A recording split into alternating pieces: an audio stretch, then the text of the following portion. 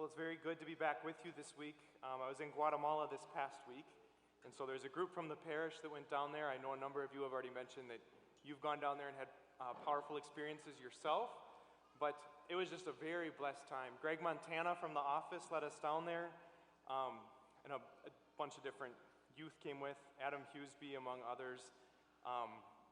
And when you spend that much time together traveling, serving in this new place, you get to know each other pretty well. And so one of the people that I got to know very well is here today, and it worked better when she wasn't here, but we're going to go for it. Miss Julia Comer was there as one of our adult chaperones, if you know Julia. She's a math teacher at Eagan High School.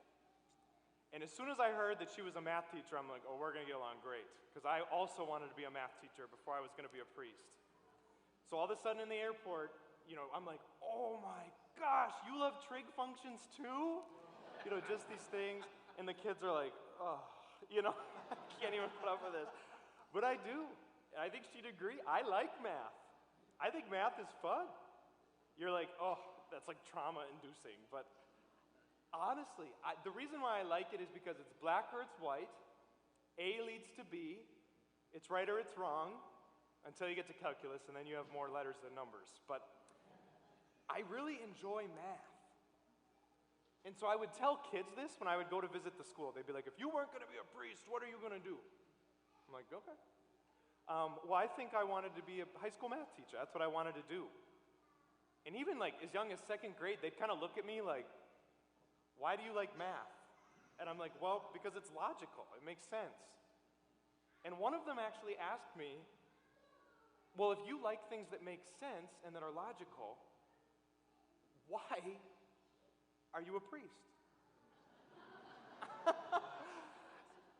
And I'm like, okay. And he's like, there's just some things about the faith that aren't logical. I believe them, but they don't seem logical. And I'm like, give me an example. He said, the Eucharist. I'm like, okay. So what came to me then, and I'm like, that's actually a great point. Here's what I arrived at. It is not that our faith and different things that we believe are illogical. It's actually that our understanding and our logic is narrow. Here's an example. You remember in science class when you learned about the color spectrum? And they're like, the part that your eyes can perceive are like right here. And all the stuff over here and all the stuff over there, you actually can't perceive with your eyes. It exists, but it's kind of outside of your perception. And it'd be the same thing with like a dog whistle. I've never heard a dog whistle, but if you watch a dog's reaction when you blow that thing, it works. There is something being picked up. It is not that our faith is illogical. It's actually that different aspects of our faith are almost like outside of our logic. It's above our logic. And that's what we're going to call God math.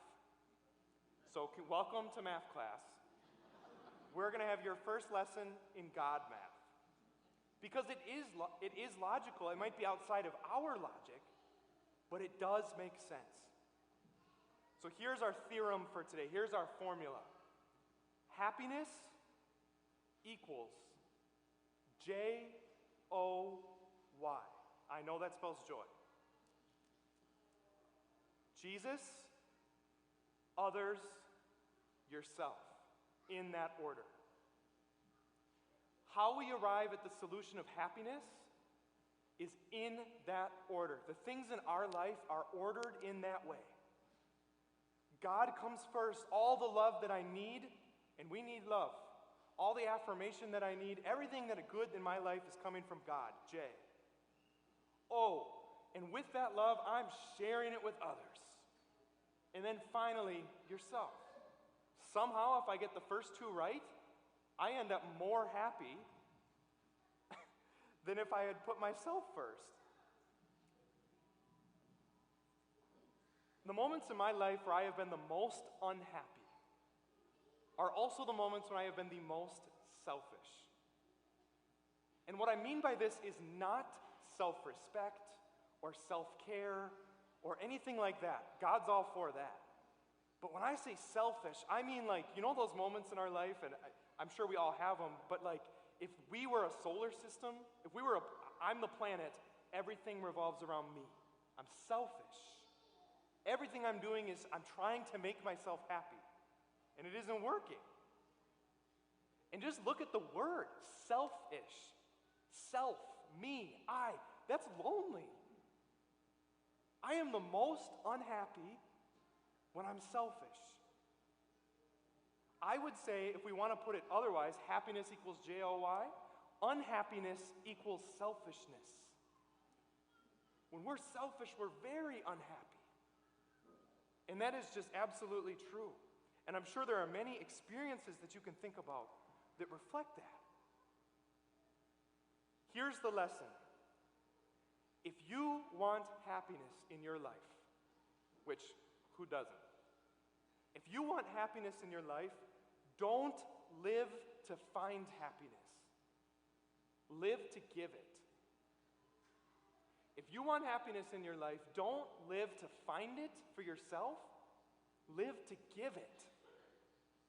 Because the truth is, I can't make myself happy. It's impossible. I've tried. I'm sure you've tried too. The happiest I am is when actually I'm bringing happiness to others. God is inspiring joy, see what I did there, in me, and it's going to others. Wow, now I'm free. Otherwise, the alternative is like this toxic cycle. I think that I can make myself happy, so I'm trying to make myself happy. And then I realize, I'm not making myself happy. So I go back into myself because I got to go look deeper. And it's like this cycle that repeats, and it's toxic. There was an old priest in the seminary. He's kind of the grandpa figure. So when we were disgruntled, we'd go to him seeking advice. And I'd be like, I'm overwhelmed with this, and I'm worried about what this person thinks of me. And we kind of lay all our issues on him. And he'd just kind of smile and nod. And I'm like, how do I find happiness in this? And he'd be like, do you want to know how you find happiness? He's like, what are you doing this afternoon? I'm like, I don't know, probably going for a run or something. He's like, go down to sharing and caring hands. Go get outside of yourself. Go do something nice for someone else. Because that actually breaks that cycle of selfishness. All of a sudden, the love that God has for you can now flow. And somehow, even though it seems illogical, I'm like, Monsignor, you're telling me in order to find happiness, I need to go work on other people's happiness? Like, yeah, that seems illogical, but it's one of those things that's outside of our realm of logic, but it's true. It's God math. J-O-Y. Jesus, others, yourself. And that's the truth. That is the truth. And so I just want to close here. I'm not a huge country guy when it comes to music, but there is a song that I actually think highlights this really well. I don't know if you've ever heard the song Buy Dirt by Jordan Davis. I think that's who it is. Yeah, it's okay, I see nods, that's good. That's a good sign. But the premise of I'm not going to sing it either, so calm. But the premise of the song is Grandpa is 80 years old, and he's talking to his grandson. They're both sitting on rocking chairs, and he's asking his grandpa for advice, and here's what Grandpa tells him. A few days before he turned 80, he was sitting out back on the rocker. He said, "What have you been up to lately?" I told him, "Chasing $1." And in between sips of coffee, he poured this wisdom out. He said, "If you want my 2 cents on making $1 count, buy dirt. Find the one you can't live without. Get a ring, let your knee hit the ground, do what you love but call it work, and throw a little money in the plate at church." I like that. Send your prayers up and your roots down deep, add a few limbs to your family tree, and watch their pencil marks in the grass and the yard all grow up. Because the truth about it is, it all goes by real quick. You can't buy happiness, but you can buy dirt. Yes, bingo, that's it. Send your prayers up and your roots down deep. You can't buy happiness. You can't make it yourself. You can't make yourself happy. But living joy, God others, buying dirt, investing in the people in your life who you care about, serving the poor, loving other people, somehow in a very, it seems illogical way, that's the happiness that we're all seeking. That's God math. And so my prayer for you and for me today is that we could experience this joy, that our priorities could be put in the right order, and that we could know the love of God deeper so that we can share that with others.